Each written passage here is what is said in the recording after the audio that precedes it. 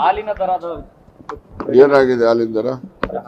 ಹೆಚ್ಚಳ ಆಗಿದೆ ಅಂತ ಎಲ್ಲಿದ್ದಾರೆ? 50 ml ಜಾಸ್ತಿ ಕೊಟ್ಟಿಲ್ವ ಹಾಲು? ಎಲ್ಲಿ ಆಗ್ಬಿಡ್ತದೆ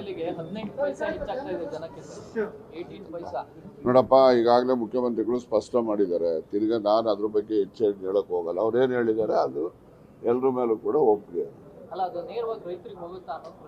ಯಾವುದು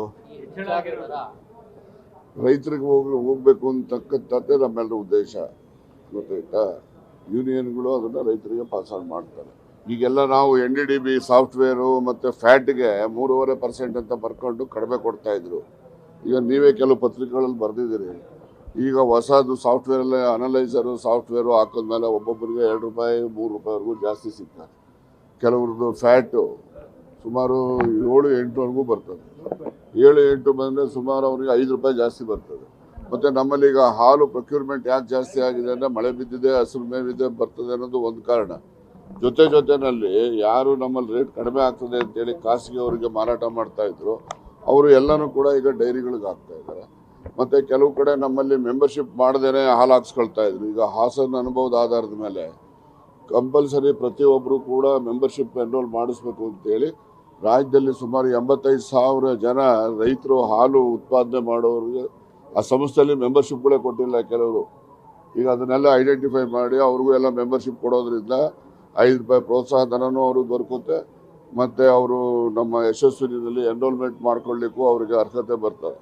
ಇವೆಲ್ಲರೂ ಕೂಡ ಅವ್ರು ರೈತರಿಗೋಸ್ಕರನೇ ಜಾಸ್ತಿ ಮಾಡಿರೋದು.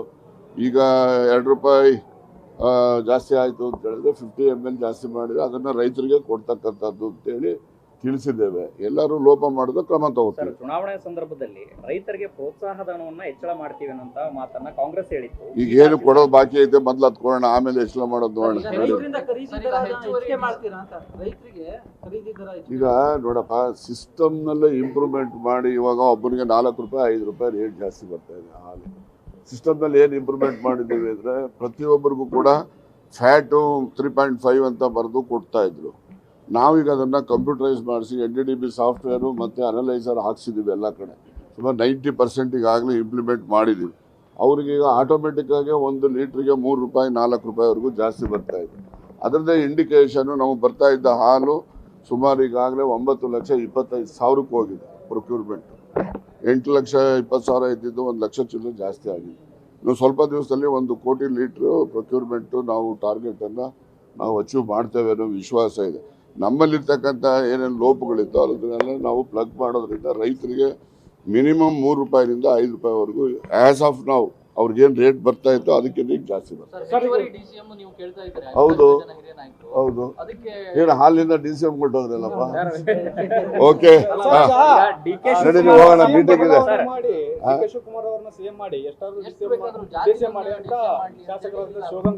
ಅವ್ರು ಹೇಳಿದ್ರೆ ಅವ್ರ ಅಭಿಪ್ರಾಯ ಅವ್ರು ಹೇಳವ್ರಪ್ಪ. ಅವ್ರು ಹೇಳಿದ್ದಾರೆ, ಬಹಳ ಸಂತೋಷ, ಒಳ್ಳೇದಾಯ್ತು, ತಪ್ಪೇನಿಲ್ವಲ್ಲ ಹೇಳೋದ್ರಲ್ಲಿ. ಈಗ ಪ್ರಜಾಪ್ರಭುತ್ವ ವ್ಯವಸ್ಥೆನಲ್ಲಿ ಅವರವರು ಅಭಿಪ್ರಾಯಗಳನ್ನು ಹೇಳಲಿಕ್ಕೆ ಅವರಿಗೆ ಅವಕಾಶನೂ ಇದೆ, ಹಕ್ಕು ಇದೆ. ಆದರೆ ಯಾರು ಏನು ಹೇಳಿದ್ರು ಕೂಡ ಅಂತಿಮವಾಗಿ ನಿರ್ಣಯ ಮಾಡ್ತಕ್ಕಂಥದ್ದು ಹೈಕಮಾಂಡ್ ಅವರು. ಹೈಕಮಾಂಡಲ್ಲಿ ಏನು ತೀರ್ಮಾನ ಆಗ್ತದೆ ಎಲ್ರಿಗೂ ಕೂಡ ಬೈಂಡಿಂಗ್ ಇರುತ್ತೆ.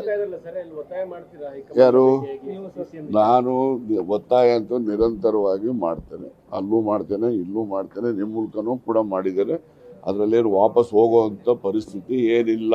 DK ಶಿವಕುಮಾರ್ ಅವ್ರನ್ನ CM ಮಾಡ್ಬೇಕನ್ನೋ ಒತ್ತಾಯ ಬರ್ತಾ ಇದೆ ಸರ್. ಮಾಡಲಿ, ಹೈಕಮಾಂಡ್ ತರ ತೀರ್ಮಾನ ಮಾಡೋದು. ಈಗ ಸಿದ್ದರಾಮಯ್ಯನವ್ರನ್ನು CM ಮಾಡಿದ್ಯಾರು? ಹೈಕಮಾಂಡ್ ಅಲ್ವಾ? Sir, one man one post ಇರಬೇಕು ಅನ್ನೋದು ಕಾಂಗ್ರೆಸ್ನ ನಾರ್ಮಲ್ ಪಾಲಿಸಿ. ಅದ್ರ ಬಗ್ಗೆಯೂ ಕೂಡ ಚರ್ಚೆ ಶುರುವಾಗಿದೆ ಸರ್. ಶಿವಕುಮಾರ್ ಅವರು ಈಗ ಸಿದ್ದರಾಮಯ್ಯನವ್ರದ್ದು ಅನೌನ್ಸ್ಮೆಂಟ್ ಮಾಡಿದ್ರು ಡೆಲ್ಲಿನಲ್ಲಿ, ನೀವೆಲ್ಲ ರಿಲೇ ಮಾಡಿದ್ರಿ. ಏನಂತ ಮಾಡಿದ್ರು? ಫಸ್ಟ್ ಪಾಯಿಂಟ್ ಏನು ಹೇಳಿದ್ರು? Siddaramaiah will be the chief minister of Karnataka. ಹೌದಲ್ವಾ? ಫಸ್ಟ್. ಸೆಕೆಂಡ್ ಏನು ಹೇಳಿದ್ರು? DK Shivakumar will be the loan DCM ಅಂತ ಹೇಳಿದ್ರು. ಮೂರನೇದು ಏನು ಹೇಳಿದ್ರು? he will be continue as president till the parliament elections ಅಂತ 3 ದಿನ ಹೇಳಿದ್ದು. 3 ಅವ್ರು ಜ್ಞಾಪಿಸ್ತೀನಿ ಅಷ್ಟೇ. ನಡೀರಿ. ಅಲ್ಲಪ್ಪ, ಅವ್ರು ಹೇಳಿದ್ದೀನಿ ನಾನು ಅಷ್ಟೇ, ನಂದೇನಿಲ್ಲ ಅದ್ರಲ್ಲಿ. ನಡೀರಿ ಹೋಗೋಣ, ನಿಮ್ಮ ಮೀಟಿಂಗ್ ಇದೆ. ಲಿಂಗಾಯತ್ ಸಮುದಾಯದವರು ಕೂಡ ದೆಹಲಿಗೆ ಹೋಗಿದ್ದಾರೆ, ಒಂದು ಶಾಸಕರು. ಕೇಳೋದು ತಪ್ಪೇನಿದೆ ರೀ, ಕೊಡ್ಬೇಕ್ರಿ. ನೋಡಿ, ಯಾಕೆ ನಾನು ಮೊದಲೇ ಹೇಳಿದ್ದೀನಿ, ಪ್ರಜಾಪ್ರಭುತ್ವ ವ್ಯವಸ್ಥೆಯಲ್ಲಿ ಪ್ರತಿಯೊಬ್ಬರಿಗೂ ಅವರ ಅಭಿಪ್ರಾಯ ವ್ಯಕ್ತಪಡಿಸಲಿಕ್ಕೆ ಅವ್ರಿಗೆ ಅರ್ಹತೆ, ಅವರಿಗೆ ಹಕ್ಕಿದೆ. ಆ ಹಕ್ಕನ್ನು ಪ್ರತಿಪಾದನೆ ಮಾಡೋದಕ್ಕೆ ನಾವು ಆಕ್ಷೇಪಣೆ ಮಾಡೋದು ಸರಿಯಲ್ಲ. ಸರ್, ಈಗ ನಾಗೇಂದ್ರ ಅವರ ರಾಜೀನಾಮೆ ಕೊಟ್ಟಂತ ಖಾತೆಗೆ ಸಮುದಾಯದವರಿಗೆ ಕೊಡಬೇಕು ಅನ್ನೋ ಮನವಿ ಏನಾದ್ರು ತಾವು ಮಾಡಿದ್ರೆ? ನಾನೇನು ಮಾಡಿ ಎಲ್ರು ಕೇಳ್ತಾ ಇದ್ದಾರೆ, ಸಂಘಟನೆಗೆ ಕೇಳ್ತಿದ್ದಾರೆ, ಮಾದೇವಪ್ಪ ಖಾತೆ ಬೇಕು ಕೊಡಿ ಅಂತ ನಮಗೆ ಕೊಡಿ ಅಂತ. ನೋಡ್ರಿ, ಖಾತೆ ಯಾರು ಕೊಡಬೇಕು ಅಂತಕ್ಕಂಥದ್ದು ಹಂಚಿಕೆ ಮಾಡೋರು ಮುಖ್ಯಮಂತ್ರಿಗಳು, ಅವರ ಪರಮಾಧಿಕಾರ. ಅವ್ರು ಯಾರಿಗೆ ಅಪೇಕ್ಷೆ ಇದೆ ಅವ್ರಿಗೆ ಕೊಡ್ತಾರೆ. ಸರ್, ಹೇಮಾವತಿ ಕೆನಾಲ್ ನೀರಿನ ವಿಚಾರಕ್ಕೆ ಲೀಗಲಿ ಅಲ್ಲಿ ಮೀಟಿಂಗ್ ಇದೆ ನಡೀರಪ್ಪ, ಎಲ್ಲ ಇವತ್ತೇ ಮುಗಿಸ್. ಲೀಗಲಿ ಬರಲಿಲ್ಲ ಅಂದ್ರೆ ನಾವು ಸರ್ ನಮ್ಗೆ ನೀರು ನಮ್ಮ ಪಾಲ್ ಬಂದಿಲ್ಲ ಅಂದ್ರೆ ಲೀಗಲಿ ಹೋರಾಟ ಮಾಡ್ತೀವಿ ಅಂತಂದೇಳಿ ನಿಮ್ದೇ ಶಾಸಕರಾದಂತ ಮಾಗಡಿ ಬಾಲಕೃಷ್ಣ ಅವರು ಹೇಳಿದ್ದಾರೆ. ನೋಡಿ, ನಮಗೆ ಇದುವರೆಗೆ 24.5 TMC ನೀರು ತುಮಕೂರು ಜಿಲ್ಲೆಗೆ ಅಲೋಕೇಶನ್ ಆಗಿದೆ. ಇಷ್ಟು ವರ್ಷ ಆಗಿದೆ, ನೀರು ಬೇಕಾದ್ರೆ ನದಿಗೆ ಬೇಕಾದ್ರೆ ಹೋಗ್ತದೆ, ನಮ್ಮ ಕಡೆ ನೀರೇ ಬಿಡ್ತಾ ಇರಲಿಲ್ಲ. ಯಾಕೆ ಬಿಡ್ತಾ ಇರಲಿಲ್ಲ ಅಂದರೆ 0 to 74 ಏನಿತ್ತು ಕೆನಾಲು, ಅಲ್ಲಿ 2400 ಕ್ಯೂಸೆಕ್ಸನ್ನ ಡ್ರಾ ಮಾಡೋ ಕೆಪಾಸಿಟಿನೇ ಇರಲಿಲ್ಲ. 1800 ಬಿಟ್ಬಿಟ್ರೆ ಮೇಲೇ ಹೊಳ್ಬಿಡೋದು. ಹಾಗಾಗಿ ಬಿಡೋಕ್ಕಾಗ್ತಿರ್ಲಿಲ್ಲ. ಇತ್ತೀಚೆಗೆ ಮಾಡರ್ನೈಸೇಷನ್ಸು ಎಲ್ಲ ಕೆನಾಲ್ಗಳು ಮಾಡ್ತಾ ಇದ್ದಾರೆ.